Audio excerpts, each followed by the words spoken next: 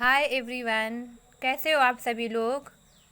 आज मैं फिर से अपनी 10th क्लास की जो उस दिन हमने आप लोगों को वाराणसी जो लेसन पढ़ाया था उसके आज हम सभी लोगों को प्रश्नोत्तर बताएंगे। और ये जो प्रश्नोत्तर है वो बहुत ही इम्पॉर्टेंट है, इसलिए आप सभी लोग कहीं पे इनको नोट कर लीजिएगा।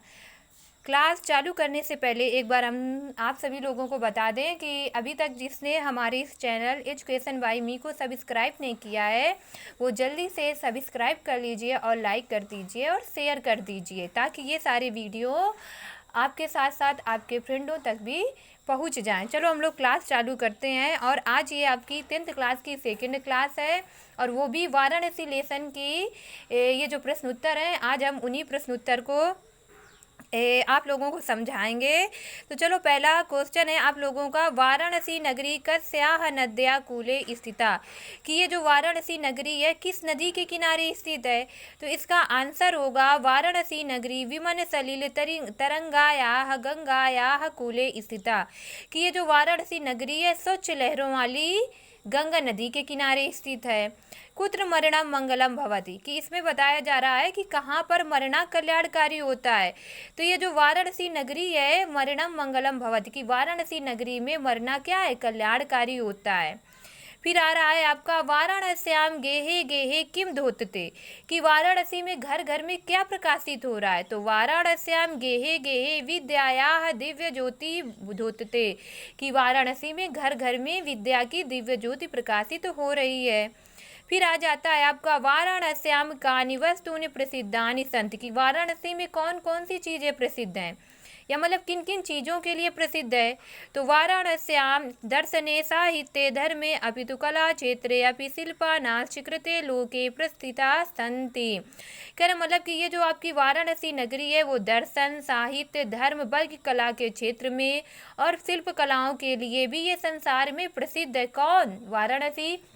ये सारे क्वेश्चन आप उन्हीं लोगों को आएंगे जो जिन्होंने मेरी वाराणसी लेसन जो हमने पढ़ाया था अच्छे से पढ़ा होगा। जिन लोगों ने, अगर आप लोगों ने अच्छे से पढ़ा होगा तो आपको ये प्रश्न उत्तर बहुत ही मतलब इनको याद करने में आपको टाइम नहीं लगेगा। चलो अब पांचवा क्वेश्चन है आपका, कि दारासिकोएन उपनिषदाम अनुवादाः कस्याम भाषायाम कारिता, कि दारासिकोआ, अब ये दारासिकोआ कौन था, मुगल शासक था। तो उसने अपने उपनिषदों का अनुवाद किस में करवाया, तो उसने अपने उपनिषदों का अनुवाद पारसी भाषायाम कारिता, मतलब पारसी भाषा में करवाया।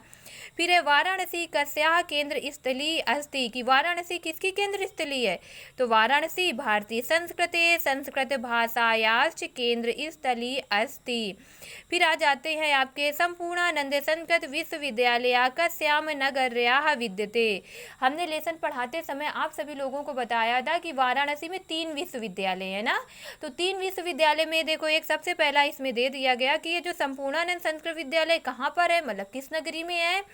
तो कहाँ पे है, वाराणसी में। फिर है, वाराणसी नगरी के सामने संगम स्थली अस्ति, की वाराणसी नगरी ये जो है तो किसकी संगम स्थली है, तो ये विविध धर्माणाम मतलब अनेक धर्मों की संगम स्थली है। फिर आ जाता है आपका, संस्कृत विश्वविद्यालय कस्याम नागर्याम विद्यते। देखो अभी पहला स्कूल कौन, कॉलेज आया था, संपूर्णानंद संस्कृत विद्यालय। अब आ रहा है आपका संस्कृत विश्वविद्यालय, 2 मिल गए। तो ये भी कहाँ पे है आपका, वाराणसी में। तीसरा आपका कौन सा है, काशी विद्यापीठम। फिर आ जाता है, दारासिकोहा कुत्र गत्वा भारतीय शास्त्राणाम अध्ययनम अकरोत्, कि दारासिको ने वाराणसी में जाकर ही तो भारतीय शास्त्रों का अध्ययन किया था।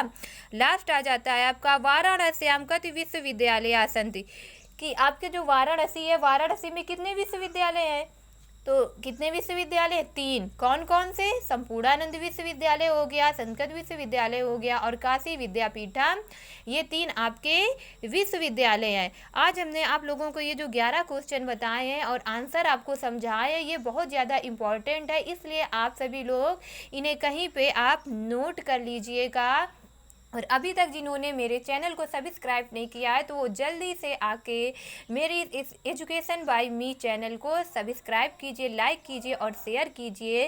शेयर करने से ये होगा कि आपके ये जो फ्रेंड हैं अगर अभी मेरी क्लास नहीं ले रहे हैं तो शेयर करने से वो देखेंगे और मेरी इन क्लासों को लेंगे आगे। आज के लिए बस इतना ही। कल के लिए हम आपको इसका संस्कृत के जो दूसरा लेसन है उसको हम आपको पढ़ाएंगे। आज बस हम आप लोगों को इतना ही पढ़ाएंगे। Thank you, bye.